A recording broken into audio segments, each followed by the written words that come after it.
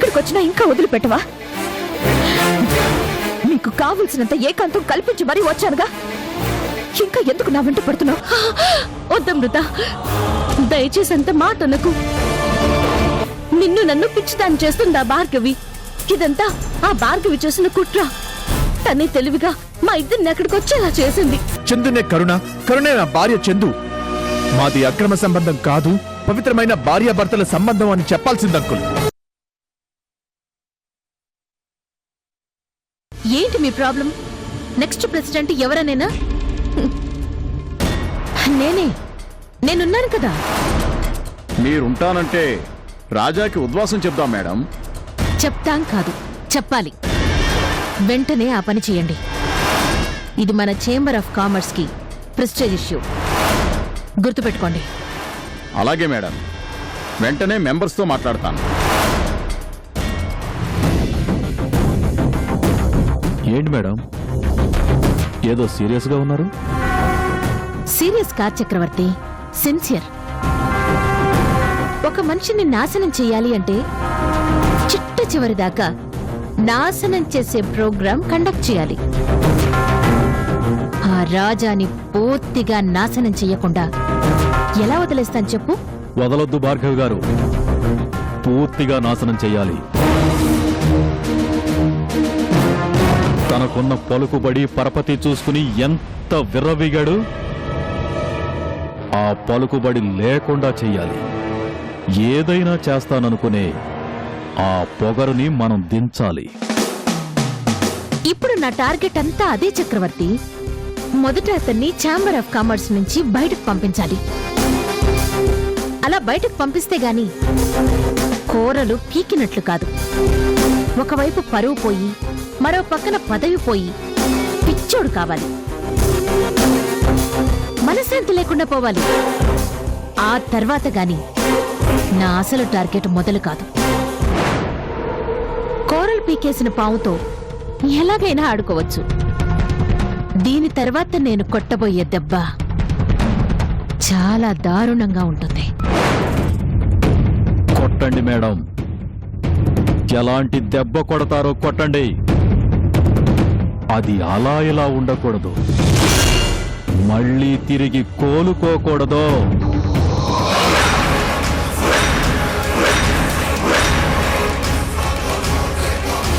కోలుకోనివ్వను.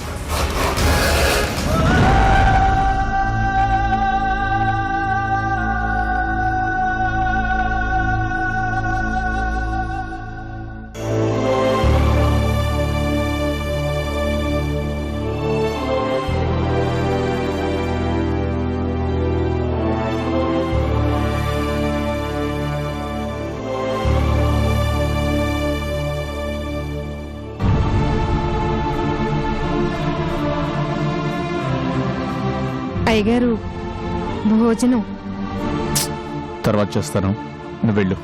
తమరు తినే వరకు అవసరం లేదు, నువ్వు వెళ్ళు. అలాగేనయ్యా.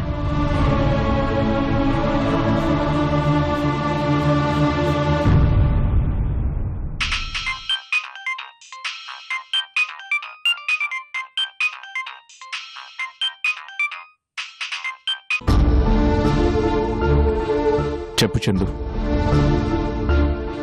ఏం చేస్తున్నారు? ఏమీ చేయలేని పరిస్థితి, అందుకే ఏమీ చేయలేక కూర్చున్నాను. భోంచేశారా? నేను తిన్నానో లేదో నీకైనా తెలుసుకోవాలనిపించింది. చాలా సంతోషం, కడుపు నిండిపోయింది. అవే మాటలండి. ఉన్నమాటే చెప్తున్నాను చందు, నా ఆకలి సంగతి నేనే మర్చిపోయాను. నువ్వెందుకు గుర్తుపెట్టుకున్నావు చందు? మీరలా బాధపడుతుంటే నేను తట్టుకోలేకపోతున్నానండి. అలవాటైపోయింది చందు. బాధంటే ఎలా ఉంటుందో నాకు బాల్యం నుంచి పరిచయం ఉంది. వయసు పెరిగే కొద్దీ బాధ కూడా పెరుగుతూ వచ్చింది, ఒక్కో దశలో ఒక్కోలా. చిన్నతనంలో కన్న తల్లిదండ్రుల ప్రేమకి దూరమయ్యాను. పెళ్ళయ్యాక నువ్వు దూరమై బాధపడ్డాను. నువ్వు నువ్వు తిరిగొచ్చిన తర్వాత కూడా ఆ బాధ నన్ను విడిచిపోలేదు. చివరకు ఇప్పుడు అందరూ విడిచిపోయినా ఆ బాధ మాత్రం నన్ను కనిపెట్టుకుని నాతోనే ఉంది. చివరికి నాకు తోడో నీడ అదే అయ్యింది. అంత మాట అనకండి. పోనీ మీరు అమృతకి ఫోన్ చేసి మాట్లాడండి, లేదంటే ఒకసారి వెళ్ళి కలవండి. ఎందుకు? ఎందుకంటారేంటండి? తనేదో తొందరపడి వెళ్ళిపోయింది. మీరొకసారి వెళ్ళి మాట్లాడితే తన కోపం కరిగిపోతుంది, వెంటనే తిరిగొచ్చేస్తుంది. అలా వచ్చే మనిషి అయితే ఎందుకు వెళ్తుంది? అందుకని మీరు ఫోన్ చేయడం మానేస్తారా? ఎందుకండి మీకు అంత పట్టుదల? పట్టుదల నాది కాదు చందు. అవతల మనుషుల్ని అపార్థం చేసుకుంటున్నా, మనుషుల మధ్య మంచి చెడులు సమాధి అవుతున్నా. నిజం చెప్పడానికి ఇష్టపడని పంతం నీది. ఇన్నేళ్లు కాపురం చేసిన భర్త ఎలాంటివాడో తెలిసినా ఆలోచన లేకుండా తను అనుకున్నదే నిజమని నమ్మి పంతం పట్టి వెళ్లిపోయింది అమృత. మీ పంతాలతో పోలిస్తే నాది పంతమంటావా చందు? అది కాదండి. వద్దు చందు, నాకు వాదించే ఓపిక లేదు, మీ వాదనలు వినే శక్తి లేదు. నా కర్మకి నన్ను వదిలేయండి. నా కోసం ఎవ్వరూ ఆలోచించకండి. ఏమండి? హలో,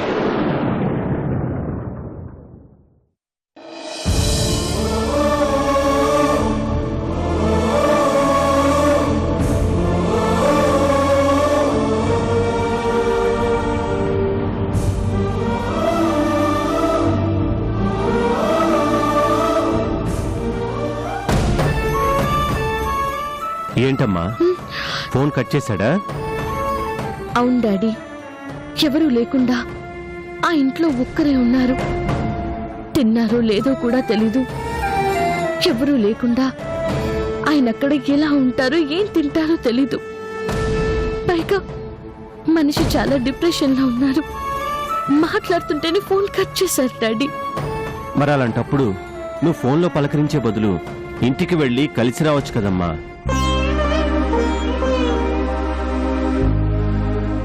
తనతో 4 మాటలు మాట్లాడితే మనిషి సరైపోతాడు.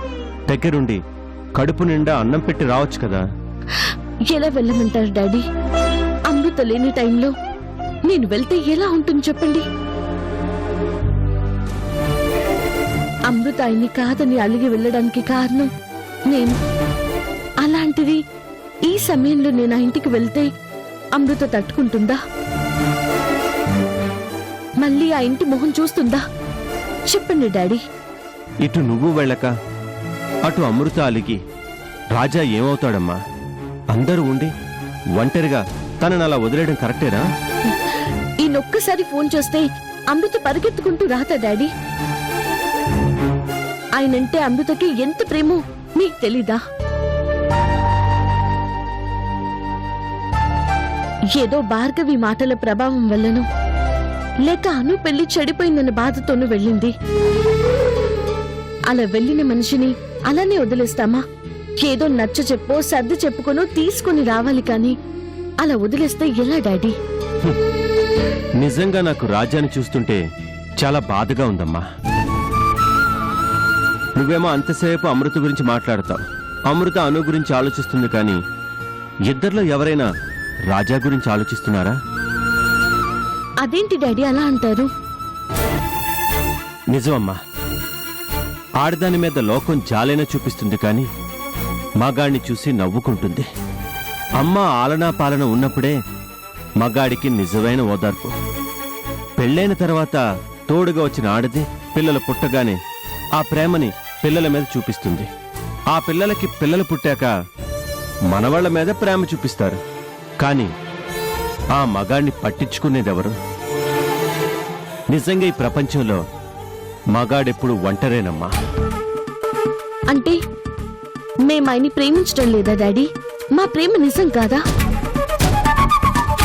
అందరూ ప్రేమిస్తే ఈరోజు రాజా ఆ ఇంట్లో ఒంటరిగా ఎందుకు మిగులుతాడు చెప్పు? దానికి కారణం వేరు డాడీ. కారణం ఏదైనా ఫలితం మాత్రం ఒకటేనమ్మా. వినటానికి కటువుగా ఉన్న ఇది నిజం. మగాడి జీవితం సమూహంలో ఏకాంత జీవితం, అందరి మధ్యన ఒంటరి పోరాటం.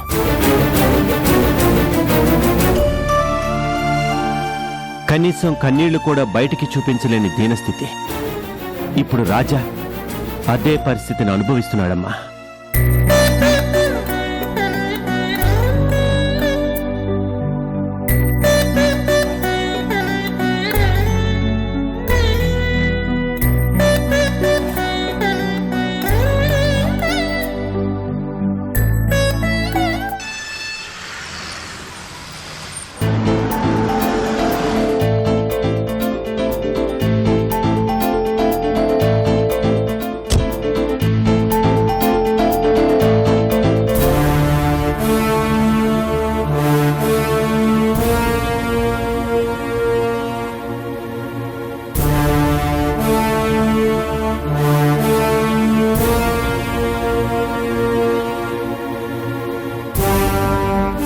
ఆంటీ, ఆగండి ఆంటీ. పిలుస్తుంటే అలా వెళ్ళిపోతారేంటి? ఏంటి అసలు నాతో నీకు మాటలేంటి? ఏ ఆంటీ, మాట్లాడకూడదా? మీరేం అంటారని వాళ్ళు కాదుగా. మాట్లాడకూడదు అంటే అలా అన్నానులేండి, ఫీల్ అవ్వకండి. అసలే మీకు ఫీలింగ్స్ బాగా ఎక్కువ. దారిని పోయే కుక్క బహువన్నా అది మిమ్మల్ని చూసే మొరిగిందేమో అని ఉడుక్కునే మనుషులు కదా. ఇదిగో ఈ వాగుడు వల్లే నిన్ను కాదనుకుంది. పొరపాటు పడుతున్నారాంటీ. మీరు కాదనుకుంది నా వాగుడు చూసి కాదు, ఆ భార్గవి వాగింది విని. మీ దయ వల్ల మా అమ్మ నాన్న పూర్తిగా విడిపోయారాంటీ. ఇక నుంచి గొడవలు, తిట్టుకోవడాలు, సూటిపోటి మాటలు ఇంకేవి ఉండవు. చక్కగా ఎవరి ఇళ్లలో వాళ్ళు ఉంటున్నారు. ఇదంతా మీ పుణ్యమే ఆంటీ. అది మా పుణ్యం కాదు, మీ నాన్న చేసిన పాపం. సరే అదే అనుకుందాం. మీరంటే పుణ్యాత్ములు, ఎవరికి ఏ ఉపకారం చేయని గొప్పవాళ్ళు. కానీ జాగ్రత్త ఆంటీ, ఆ భార్గవి ఎంత మంచి జంటనైనా చక్కగా విడగొట్టేస్తుంది. అందులోనూ మీలాగా చెప్పుడు మాటలు వినే జంటని చాలా ఈజీగా విడగొట్టేస్తుంది. ఆ భార్గవి ఆ పని చేసేలోగా మీ అబ్బాయికి మంచి సంబంధం చూసి పెళ్లి చేసేయండి ఆంటీ. లేకపోతే మీ అబ్బాయి జీవితాంతం బ్రహ్మచారిలో ఉండిపోతాడు. ఆ కర్మ నా కొడుక్కి లేదు. నీకంటే అందగత్తెని, నీకంటే ఐశ్వర్యరాల్ని తెచ్చి నా కోడలిగా చేసుకుంటాను. నేను చెప్పేది కూడా అదే ఆంటీ. అదేదో తొందరగా చెయ్యండి. లేకపోతే ఆ భార్గవి తన కొడుకుని ఎలా పనికిరాని వాణ్ణి చేసిందో మీ అబ్బాయిని కూడా అలాగే చేసేస్తుంది. నా కొడుకు సంగతి తర్వాత, ముందు నీ సంగతి చూసుకో. అమ్మా నాన్న విడిపోయిన నీకు ఈ జన్మలో పెళ్లి కాదు, అది తెలుసుకో. నా గురించి మీరేం దిగులు పడకండి ఆంటీ. మన ఇండియన్ స్టాటిస్టిక్స్ ప్రకారం 1000 మంది అబ్బాయిలకి 938 మంది ఆడపిల్లలే ఉన్నారట. నా కోసం ఎవరో ఒకరు రాకపోర్లేండి. కానీ భార్గవి చెప్పిందని, మరో పుల్లమ్మో ఎంకమ్మో చెప్పిందని మీరిలా సంబంధాలు కాదనుకుని పోతుంటే మీ అబ్బాయి పాపం బ్రహ్మచారిలాగే మిగిలిపోతాడు. ఆ భార్గవిని నమ్ముకుంటే ఈ వయసులో కూడా మీరు మా అమ్మా నాన్నలాగే విడిపోతారు. మీ మంచి కోరి చెప్తున్నాను, జాగ్రత్త ఆంటీ. వస్తాను.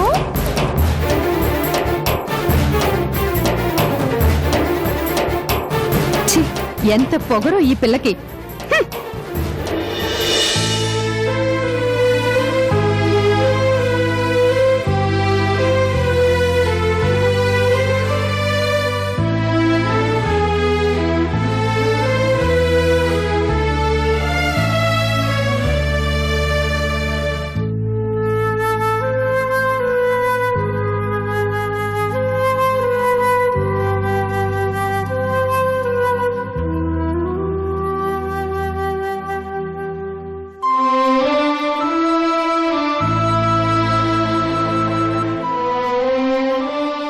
ఏవండి,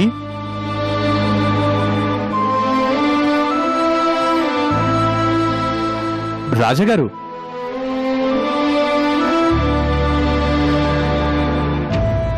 రాజాగారు,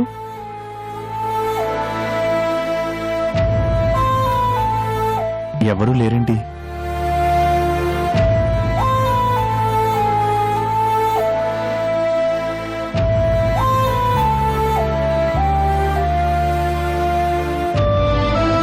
రాజా గారు,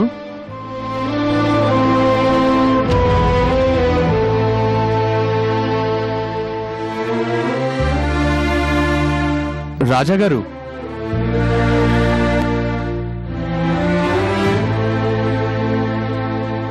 ఎవరు పలకట్లేదేంటి?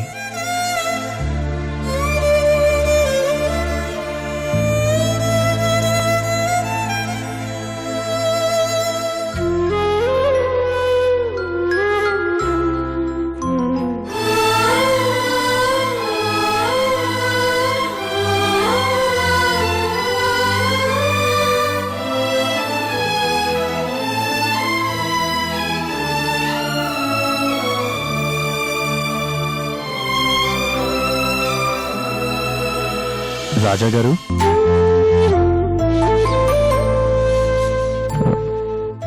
ఏమండి?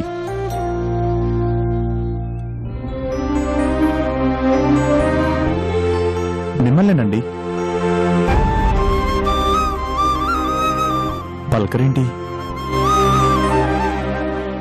ఏవండి? ఒళ్ళంతా కాలిపోతుందేంటి?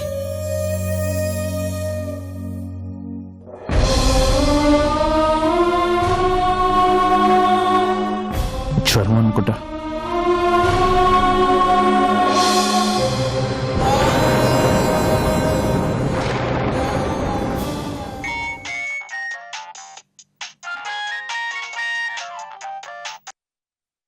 హలో చిన్న, చెప్పు నాన్నా. అమ్మా, నేను రాజా గారింటికి వచ్చాను. ఆయనకి ఒళ్ళంతా కాలిపోతుందమ్మా. బాగా జ్వరం వచ్చినట్లుందమ్మా.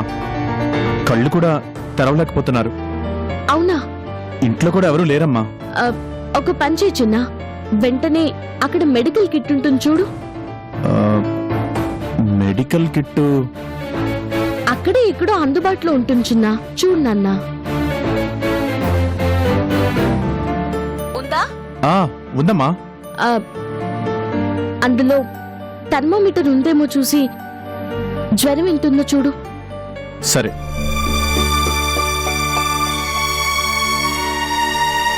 లైన్లో ఉండు.